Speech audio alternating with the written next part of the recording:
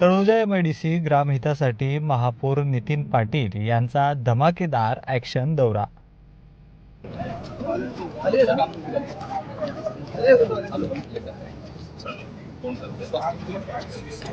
पडगेसह टोंडरे गावात बबन मुकादमसह दिनेश खानावकर व महेश पाटील यांच्यासोबत इतर अधिकाऱ्यांच्या सह समस्या निवारणाची जबाबदारी मोहीम सुरूच.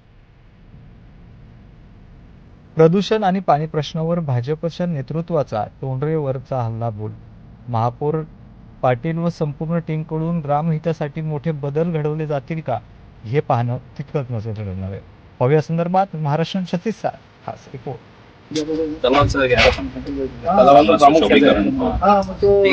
ते जे बांधकाम आहे ते कसलं आहे? नाही ते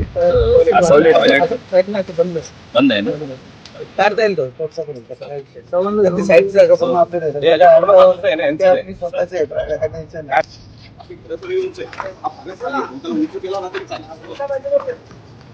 आता जे स्वस्तिकचं काम आहे त्याच्यामध्ये नाही फक्त मेन ज्यांना गरज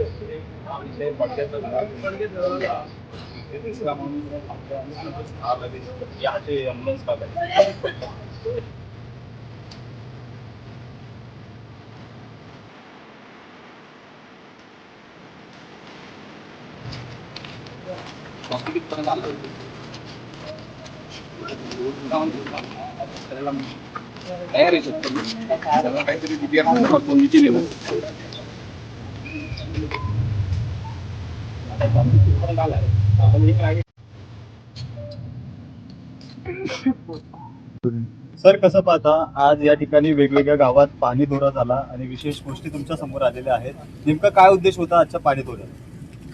खरं तर आज मी आमचे स्थायी सभापती बबन मुकादम आणि या विभागातले सर्व प्रमुख कार्यकर्ते आमचे नगरसेवक दिनेश खानावकर असतील, कृष्णा शेड असतील, महेश पाटील असतील आणि त्यांचे सर्व सहकारी यांनी केलेल्या मागणीनुसार आज आम्ही पडगे आणि तोंडरे या 2 गावांचा इथे पाहणी दौरा केला. आणि आमच्या अशा लक्षात आलं आहे की कन्सल्टंट न नेमता जी काही विकास कामं यापूर्वी करण्यात आली किंवा जी त्यांनी नियोजित केलेली आहेत ती थोडंसं चुकीच्या पद्धतीने झालेली आहे. गाववाल्यांना खरं तर ह्या पाण्याचा निचरा कसा होईल, कुठे त्याचं आउटलेट असेल, या बाबतीत खरं तर स्थानिक पदाधिकारी असतील, गाववाले असतील, यांना विश्वासात घेतलं गेलं पाहिजे.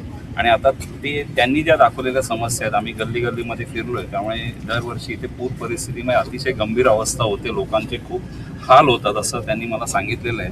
त्यामुळे आता मी लवकरच येत्या आठवड्यात या विषयासाठी आम्ही कन्सल्टंट नेमू आणि कन्सल्टंट आणि स्थानिक लोक पदाधिकारी यांच्या संयुक्त पाहणी दौऱ्यानंतरच ह्या कामाचे नवीन एस्टिमेट तयार करण्याचे आम्ही आदेश देऊ. सर, प्रामुख्याने कोणत्या प्रमुख समस्या आपल्या निर्देशनात आलेल्या आहेत? खरं तर आतमध्ये फिरल्यावर जाणवतं की इथे पावसाळ्यात काय हाल होत असतील, कारण आतमध्ये गल्ली कॉन्क्रिटीकरण नाही, पाण्याचा निचरा होण्यासाठी ड्रेनेज नाही आहे, त्यामुळे ड्रेनेज लाईन नसल्यामुळे तिथे स्वच्छतेचा अभाव आहे. त्यामुळे आजच अतिशय घाणेरडी परिस्थिती आम्हाला डोळ्यांनी बघायला मिळालेली आहे. त्यामुळे ह्या सर्व समस्या सोडवण्यासाठी आम्ही कटिबद्ध आणि आता आम्ही त्याची लवकरच सुरुवात करू. आपल्या समोर होत्या विविध भागातून आपण या पाहणी दौरा केला. काय विशेष आपल्याला मुद्दे समोर आले? ज्यावेळी माझी नियुक्ती आमच्या गटनेते आणि महापौर नितीन पाटील यांनी केली, प्रसंगराव ठाकूर असतील, परिसर ठाकूर असतील, यांनी जी नियुक्ती केली त्यावेळीपासूनच हा पाठपुरावा घेतो. आमचे स्थानिक पदाधिकारी आहेत त्यांच्याकडनं त्यांच्या समस्यांच्या मागण्या आम्ही घेतल्या, त्या पद्धतीने आम्ही काम केलं. आम्ही आमचे महापौर नितीन भाई यांना मागच्या महिन्यातच आम्ही पत्रव्यवहार केला आणि त्या अनुषंगाने आज हा दौरा ठेवला की ॲक्च्युअल जागेवर जाऊन समस्या काय आहेत, कारण की पत्रव्यवहार केल्याने समस्या सुटत नाही. प्रत्यक्ष जागेवर पाहणी केली, त्यासाठी पूर्ण जो अधिकारी वर्ग आहे, मग पाण्याचा असेल डिपार्टमेंट, तुमचा बोला सिवरेजचा लाईन मला, सिव्हिलवाला, सगळे जे विद्युत विभाग आहेत, सर्व विभागाचे अधिकारी सोबत आज घेतले.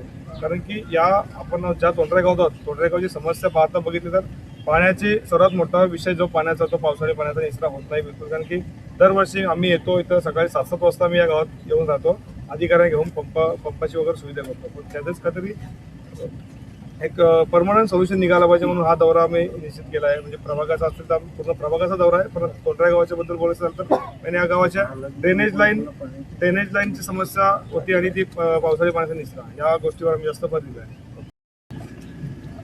आता कसं आहे, एकीकडे महामंडळ आपण म्हणालात, पण ते शेवटी विकास हा येणारच आहे.